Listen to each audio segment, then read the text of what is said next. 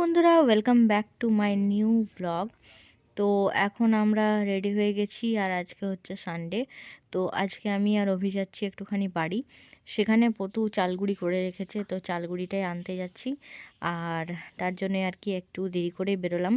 আর পতুর শরীরটাও ভালো নেই, তো সেই জন্য আর কি পতুকেও দেখে আসবো, তার সাথে চালগুড়িটাও নিয়ে আসবো। আর আমি একটুখানি কিছু জিনিস নিয়েছি যেগুলো পতুকে দেওয়ার আছে, তো সেগুলোও দিয়ে আসবো। তো দেখো, এখানে অভি বেরোচ্ছে আর বেটুও নেই, বেটু গেছে শ্রীরামপুরেই আছে। ও হয়তো আজকেই চলে আসবে। তো এই হচ্ছে আর কি ব্যাপার। এখন আমরা আগে চটপট যাই, তারপর পরে কথা হচ্ছে।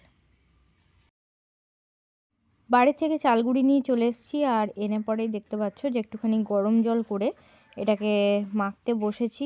তবে এটা আমার কাছে ফার্স্ট টাইম, কারণ এর আগে আমি কখনোই এইভাবে চালগুড়িটা মাখিনি। হ্যাঁ, পতু ছিল আগে, তো বাড়িতে হতো, তখন মা থাকতো, পতু থাকতো, বৌদি থাকতো, তাই অতটা অসুবিধা হয়নি। কিন্তু এবার আমি নিজে হাতে একা করছি।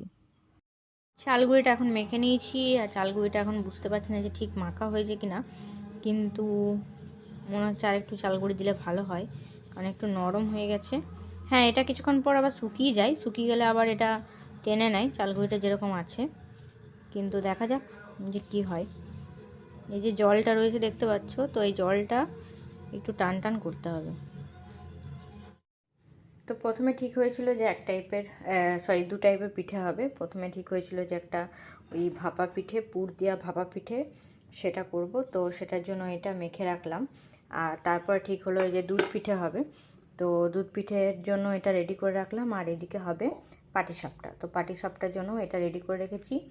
এটা সব বিকেলবেলায় একসাথে করা হবে এক এক করে। তো কোনটা? আজকে 3 ধরনের পিঠে রেডি। এটা হচ্ছে দুধ পিঠে, এটা হচ্ছে পাটিসাপটা, আর এটা হচ্ছে হাঁড়ি পিঠে। তো এই এতগুলো পিঠে করছিলাম। দিচ্ছি এখানে নামাচ্ছি, ঠিক আছে?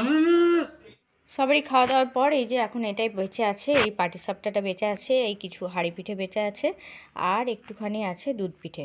তো সেগুলো আবার সকালেও ব্রেকফাস্ট হয়ে যাবে আমাদের, তো অসুবিধা নেই আজকের জন্য।